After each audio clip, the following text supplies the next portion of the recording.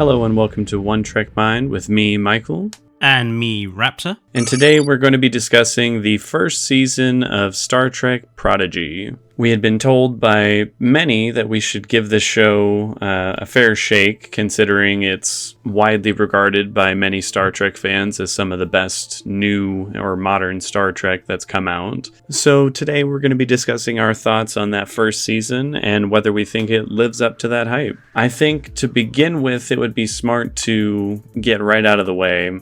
Did we find it too childish, considering how kid-oriented the show is and how much it is very aimed at a much younger audience than Star Trek normally is? I think they did a decent enough job of, yes, it was definitely obviously aimed at younger audiences, and that is always an issue with a show like this. I see it as a show that an older Trekkie parent would watch with their children, because there were quite a lot of references in Prodigy that no child would understand, but would definitely, Trekkie parents would definitely get. Mm-hmm. The references to the Devore episode, for example. I think they did a good job of at least putting some stuff in there for the parents. I also think that while there are some episodes where the characters obviously act very childish, I don't necessarily think that's a bad thing, because they are supposed to be children. And so in the situation that they're in, I think they act like how I would imagine kids would react. Yeah, if you give kids a replicator where they can make any food imaginable, yes, of course, they're going to make fucking huge things of ice cream. That makes perfect sense. Yeah, I'm very much kind of like in the middle when it comes to that question. I think yes, it's too childish, and no, it's also not. There are moments where it delves into very Nickelodeon territory, and it's in some cases a little distracting. I remember the episode when they all get stuck in the holodeck. It's clear what they're trying to do with the scene right after that, where they're all eating a bunch of ice cream. Like, if this were a normal Star Trek show, this would be a group of adults at the bar getting really drunk. And yeah, the fact that it was like one for one compared to a scene like that, it ended up just kind of pulling me out of the moment, making me think like this would be very different if this was another Star Trek show. But then there are other moments, like when, big spoilers, when Gwendala's father is killed. That's surprisingly adult for this kind of show, actually. And even though Janeway is a hologram, they, come to recognize her as her own person, as a character, which is very reminiscent of Voyager and the Doctor. So when she dies, I actually felt that moment, and it did feel like particularly heavy for like what you would consider a kid's show. I mean, I think there are some particularly heavy or more adult themes in here than I would have expected. The idea. I mean, they lobotomize Gwen's dad for a little while, which was pretty intense. Yeah. The fact that two of the characters are clones, one heavily augmented, one a clone child of it's the prominent race that features in the first season. Also, the AI that starts tearing Starfleet apart in the final few episodes. It's all relatively, I would say it's on par with Star Wars Rebels in some cases. And Star Wars Rebels is a show that Star Wars fans rate relatively highly, so I think Prodigy works just as well, in my opinion. I would pretty much agree. Again, there are moments where the childish acts can be a bit distracting, but I think overall the show works for adults and kids, so that I was pleasantly surprised with. Which I think then leads us to the next bigger question, which is, does it work as a Star Trek show? And I would mostly say yes. I think it has a very unique, or I wouldn't even say unique, it has a very specific kind of formula to the show where it is very semi-serialized, the way DS9 was. And I think that actually worked really well with a lot of the storytelling points here. Like, we did get episodic moments where they do very classic Trek style episodes where there's like a Prime Directive episode, there's a body swap episode, there's exploring like new civilizations and peoples in this unexplored space kind of episodes, mixed in with this overarching plot, which I would say gets kickstarted around halfway through the season with this artificial intelligence that's on board their ship, and they're trying to figure out a way to like get a warning out to Starfleet so that they can take care of this problem. Like most really good Trek shows, it has a very, I wouldn't say a large cast, but it has, an ensemble cast where each character gets a moment to shine. They each get a chance to develop. So I think when it comes to Star Trek, I think it is very much so honoring the tone and like themes of Star Trek very well, while again making it for a slightly younger audience. Yeah, and I have to say, of all the Star Trek projects that have been created recently, it is nice to see a Star Trek project recognize that Star Trek is supposed to be an optimistic appraisal of the future. It is not supposed to be dark, gritty, frankly, almost emo style, as Picard and Season 1 and 2 of Discovery ended up being. It's nice to see a Star Trek show actually recognize that it's supposed to be optimistic. Yes, it might not be realistic that it's so optimistic, but that's why we bloody like it. Well, yeah, sci-fi as a whole is a very grim genre for the most part, where, again, this outlook on what the future is going to be like and what various scientific advancements can do for us, in most cases in sci-fi, gives you a very grim, gritty future to look forward to, which, like, they're entertaining in their own right, but something that's been so great about Star Trek is you get to avoid that. You get to actually be hopeful for the future and, see what could potentially be this bright, optimistic wonderland of like possibilities for the human race and everything. And it is nice to see that shine through in this show. And related to that is of course, how they deal with all the Star Trek lore and paraphernalia that surrounds it. So yes, we do have plenty of holodeck stuff and the replicators. We have Janeway as their hologram crew member. Lots of references to other episodes and to historical events. Lots of little, just on-screen stuff that Trekkies will notice, such as Dahl's augmented genetics having lots of DNA, and there's Romulans and Ferengi and Klingon in him and all sorts of stuff, which you'll only recognize if you recognize the symbols on the screen. Mm-hmm. And I think it also serves as quite a good... I think it's nice to see Voyager, or elements of Voyager, being actually utilized for once. Agreed. Not just a simple reference. That was one issue I took with the Lower Decks episode that was all about, like, them going to the Voyager Museum. It wasn't really expanding upon anything from Voyager or doing anything with it other than just reference city of, like, remember this episode, remember that episode, remember this episode, and it got a little tiring for me. Here, there are actual plot threads that like lead into new plots here in the show from Voyager, or things from Voyager that actually like make a difference to what's going on in the show. Like, I really like that moment where Janeway is released from her cell with a nice little reference to a previous Voyager episode where she had hid the I don't remember the name of the species. Brunali. Is it Brunali? I think it's Brunali. With a B?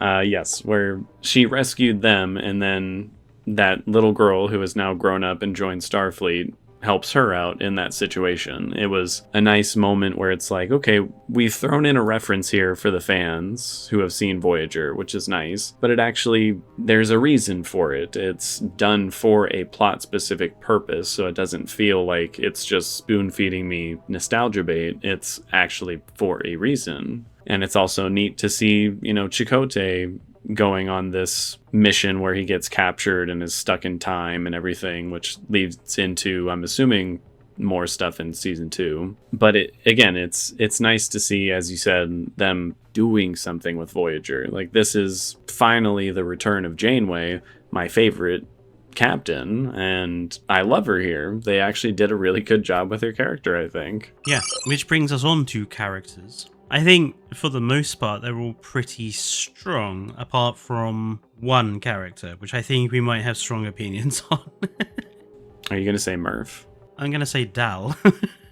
Oh, okay. Yeah, let me hear what you think of Dal first. Well, I know that after the first 5 episodes, we thought he was a bit insufferable. Yes. I still think he's a bit insufferable, to be honest. I think he's an interesting character because of all this augmented DNA and stuff. I think there's some quite interesting potential for a story here. I'm a little bit miffed that yet again it's another Soong thing, because I'm like, how many more random experiments is this? You just gotta let it go. Soong just does experiments. If it's something genetic related or augment related, it's gonna have a Soong.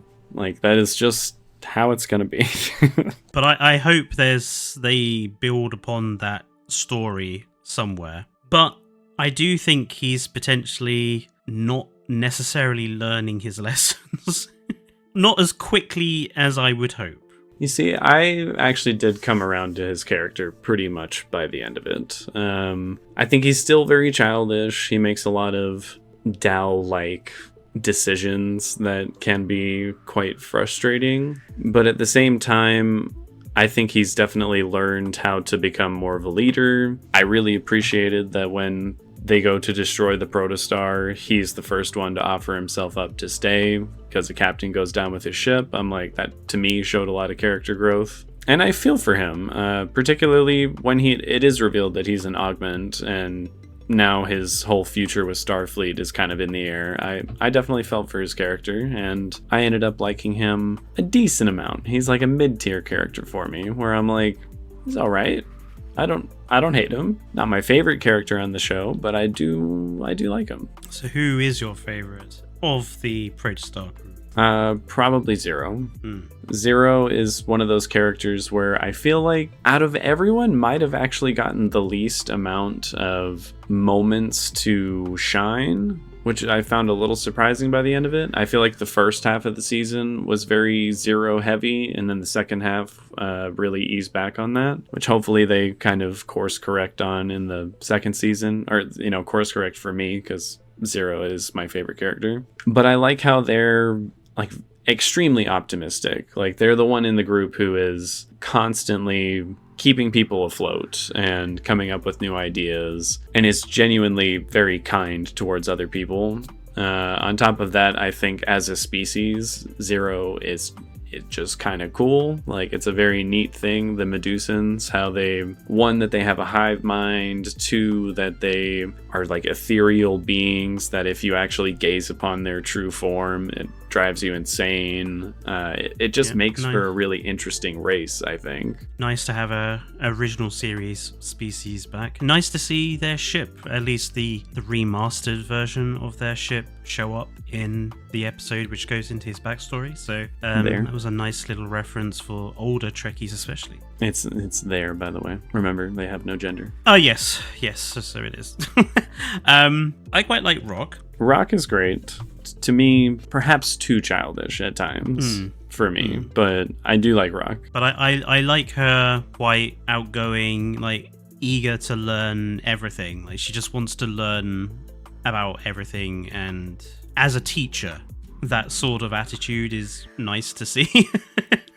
Yeah, it's very endearing to see how like gung-ho for learning new sciences she is. And I like how the end of the season kind of pointed her in the right direction of like, well, maybe you'd make a good like xenobiologist. I'm like, that sounds like a great fit, actually.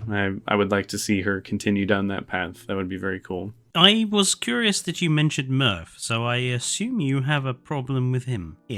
Them. I don't know. I think it's him. Murph, to me, at first, I really liked Murph when he was just like a little slug thing. Like, he was just cute. He was like the ship's mascot. Their pet that was just very cute in there and occasionally came in handy because he's like practically indestructible, but was a little bit more of like a volatile nature. Like you weren't always sure what he was going to do. And then when you get to the second half of the season, when he's like gone into his little chrysalis and come out as like this little like jelly bear looking thing, like I don't know, then I felt like he was a bit of a get out of jail free card, where all of a sudden he's just like more powerful than almost everyone else on the crew and seems almost as if he has like superpowers with how like agile and indestructible he is. And there were at least 2 or 3 times where like they were in some serious trouble, and the way they got out of it was Murph comes out and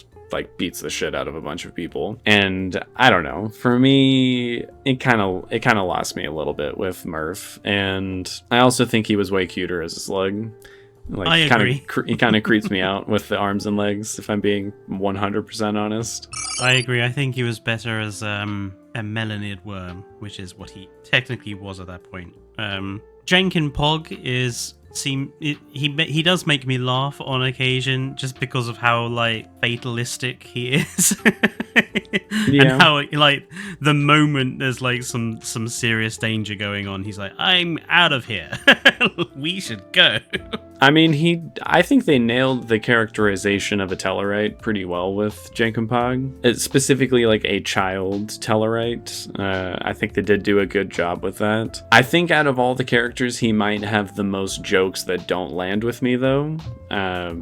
Just because he, I think by default, has the most jokes that he tells. And there are quite a few moments where I'm like, if I was younger, that would have made me laugh. But didn't really land with me, which again, I can't really fault the show for. It is aimed at a much younger audience than the two of us. But yeah, for me, I put him like right alongside Dal, where I'm like, he's pretty handy in a pinch. He is funny on occasion, and his backstory of like how he became an engineer by being woken up from his cryo sleep too early and just through trial and error kind of figured this stuff out, I thought was actually a pretty interesting backstory. But he doesn't like 100% do it for me.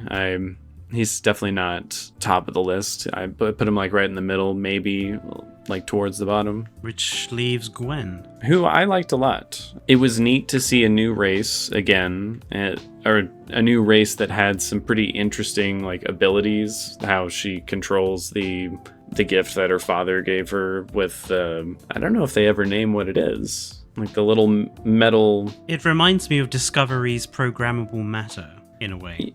Yeah, but it's somehow connected to like their own specific, like, I don't know, energy that they create.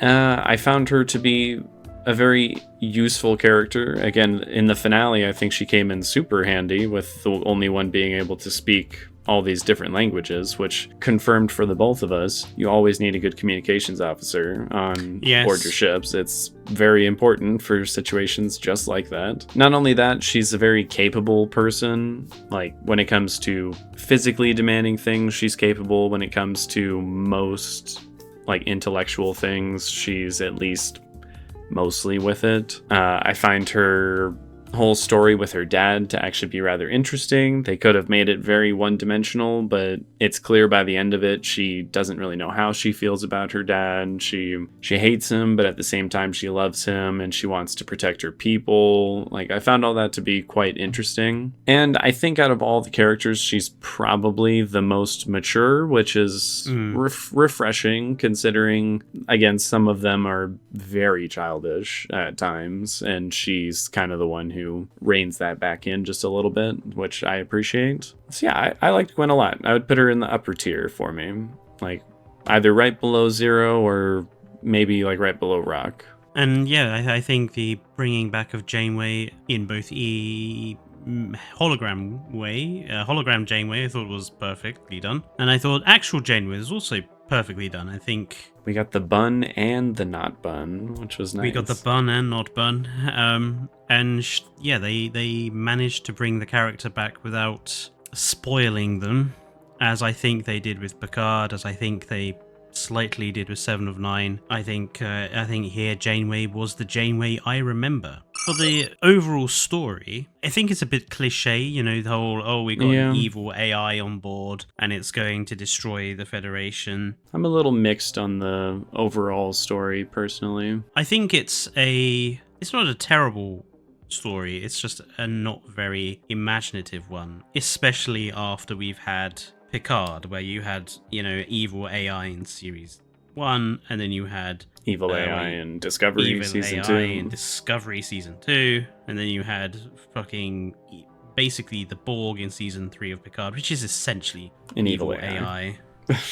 So to see it done yet again here, it was a bit disappointing. That being said, the fact that actually the AI starts actually causing carnage and actually does start, you know, killing people and destroying ships and running amok, and it's very clear that actually stopping it's going to be very difficult and there's actual consequences to what's going on, I think is slightly better than how this sort of story has been handled prior. Because in Picard, like, oh, we stop it before it can do anything, hurrah. And even in Discovery, like, oh, we've stopped it before it can do anything. Whereas here it's like, oh, it's destroyed dozens of Federation starships and killed probably thousands of people. It's like Wolf 359 all over again. Yeah. I also wasn't the biggest fan of the program that's going to destroy Starfleet, but I did like the origins of it. The whole story of Gwyn's people and how they were visited by Starfleet, and that first visit caused conflict between two different sides of the planet, which then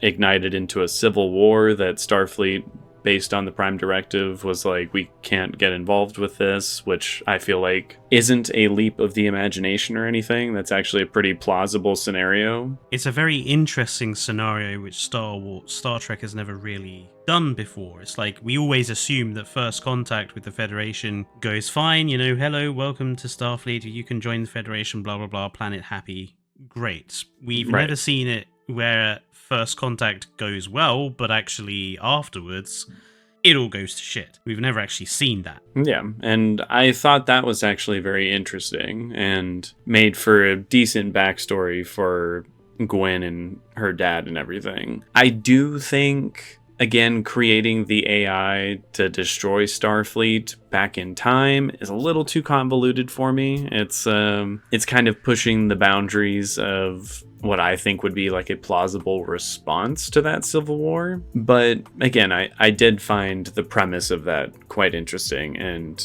pretty unique, so I did like that a lot. But again, this evil program was a bit much, especially because there's seemingly no way to destroy it or reprogram it or anything. It's like so beyond advanced that they just have to blow it up, which like, I don't know. I'm not 100% sure how far into the future we were talking that they like went back in time for. 52 years. Doesn't seem like enough to be able to create a program that is completely indestructible under like any circumstances other than blowing it up with a star.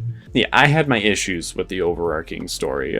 There are aspects of it that I enjoyed, but I wasn't completely jazzed on it either. Since we are talking about criticisms, this show does, I think, suffer from some elements which I'll broadly put under the case of this situation has only occurred because of the incompetence of the people involved, which is always a little frustrating. For example, none of the kids, in the moment where they encounter Janeway on the planet's surface in one of the episodes towards the end of the season, decide to actually tell Janeway the truth or explain themselves in any way, shape or form. Yeah, that episode drove me insane. And then they get away because at no point does Admiral Janeway, decide to simply use a tractor beam on the protostar to stop them getting away. Then the whole, we cannot communicate through hails to Starfleet because the AI will take control. Right, well, get on a shuttlecraft, go to Starfleet. Or,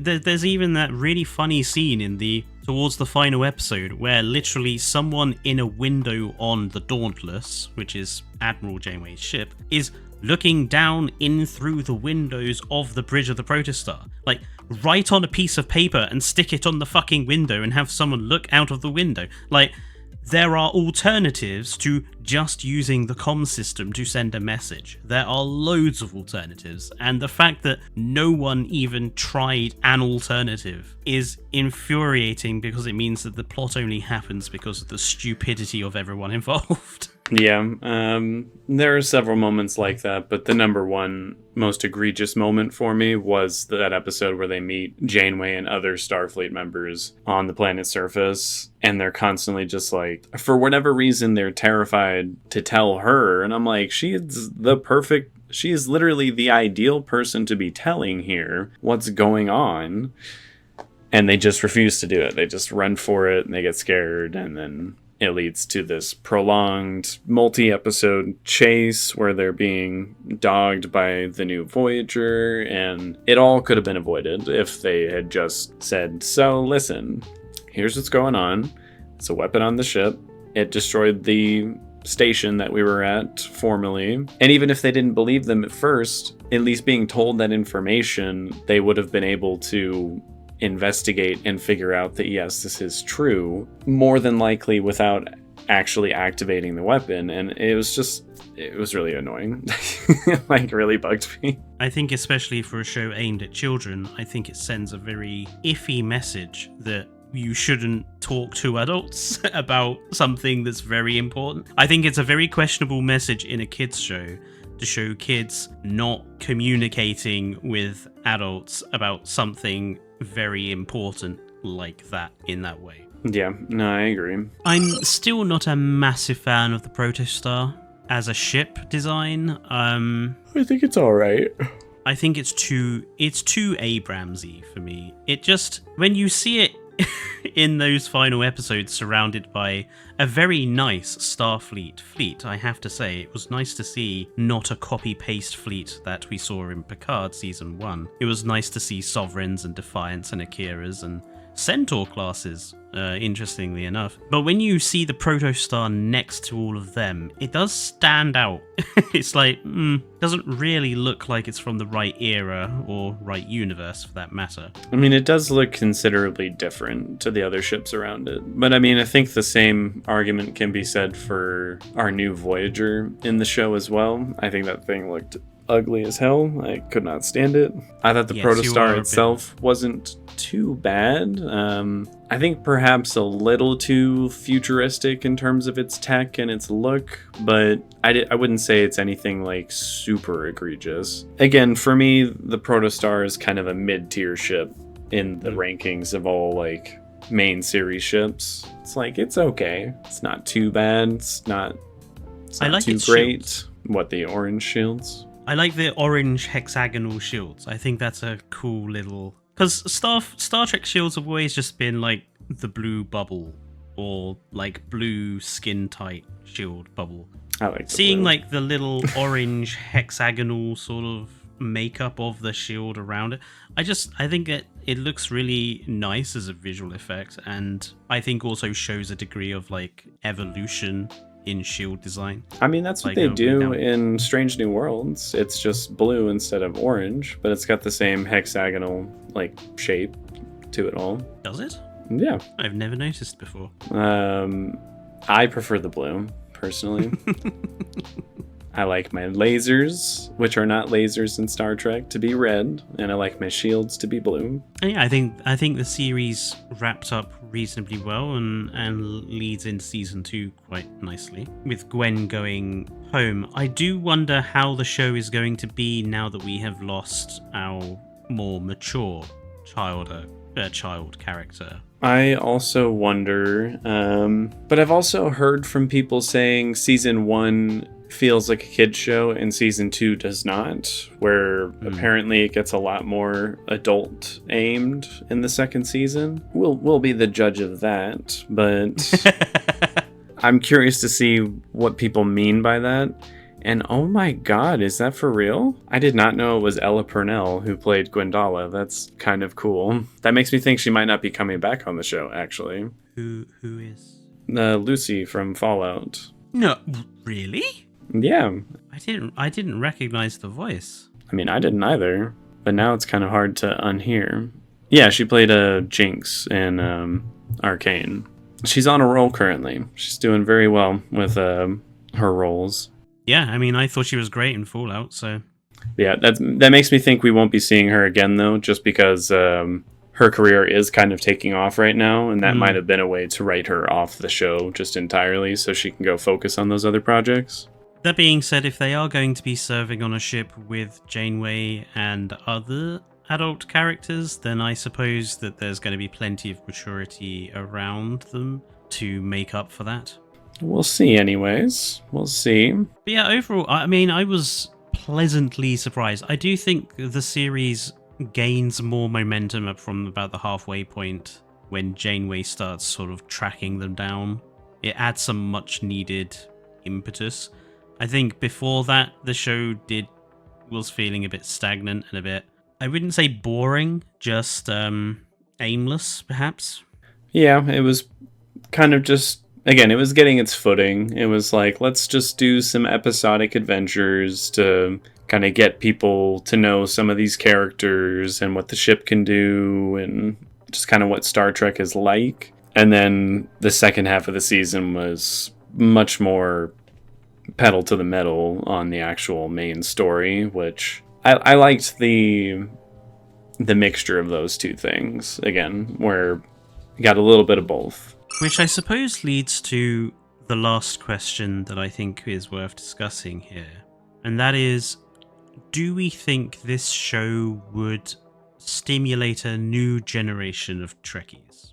Now, would this show, if you were a kid, 10, 12, 14 maybe, do you think it would stimulate them to get more interested in Star Trek, which is probably the ultimate purpose, really, of a show like this? I actually think yes. I know if I was younger and I had seen this show just pop up on Nickelodeon, I guarantee I would have liked it.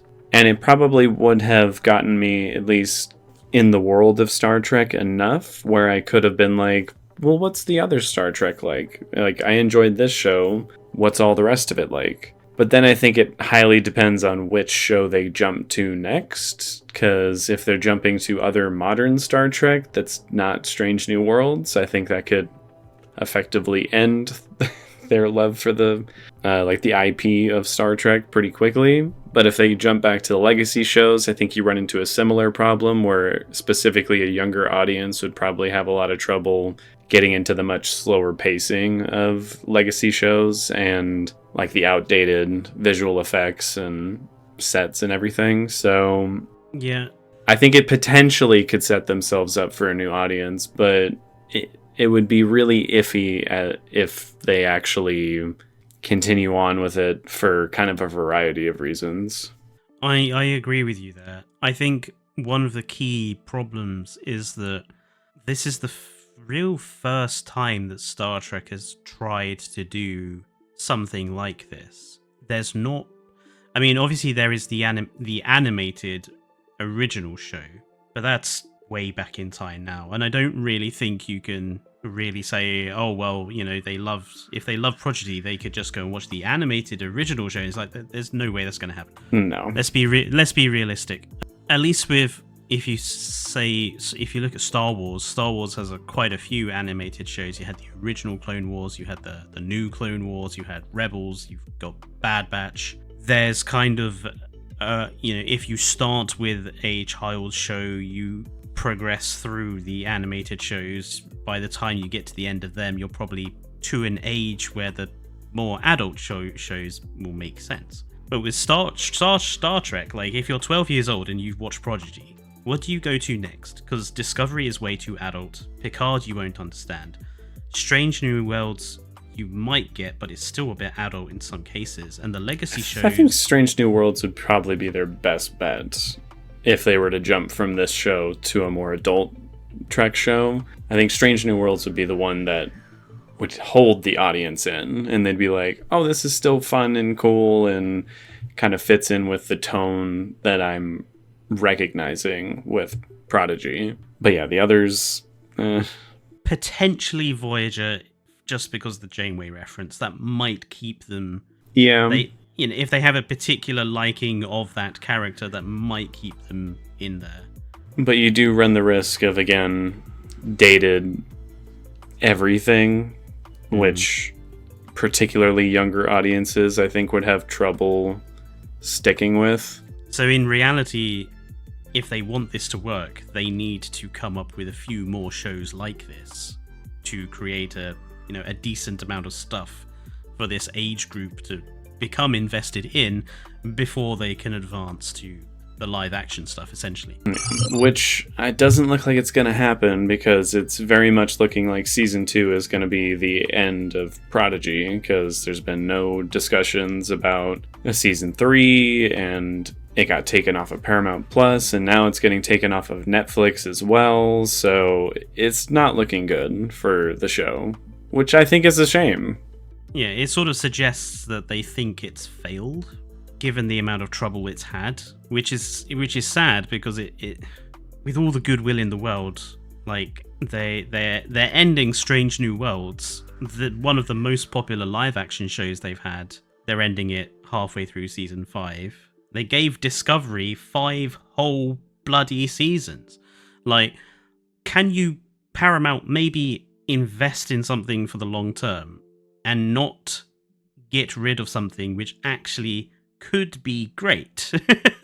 Why are you getting rid of this stuff? I really think they should just narrow their focus, same as a lot of franchises right now, like Star Wars, Marvel. They all ran into the same problem of quantity over quality, where they're just like, let's just make 1 million projects and hopefully one of them sticks, rather than focus on 1 or 2 projects at a time and just really give it their all. And that's not to say that the creators and creative minds behind these shows haven't given it their all. Like, again, for all my criticisms of Discovery and Picard, I do think the creatives behind those series were trying their absolute best to make something really, really good. It didn't work out. And it's just frustrating that they're like, let's do 6 different Star Trek shows all at once and cancel a bunch of them because they're not doing quite as well as the others, and just move right along through all these different projects, so you can't really actually invest in any of them, and it's really frustrating.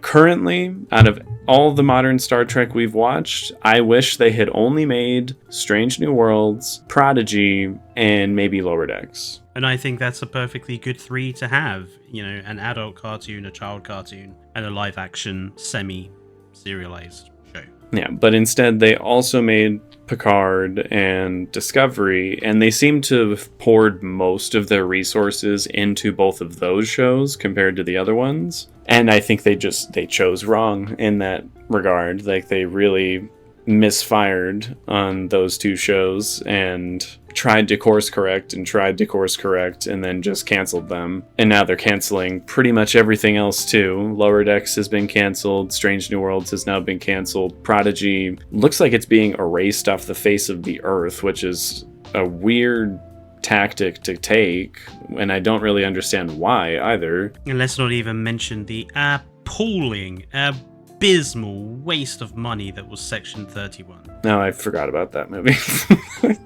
I genuinely forget that movie was even made. Most days of my life, I go happily thinking that never happened.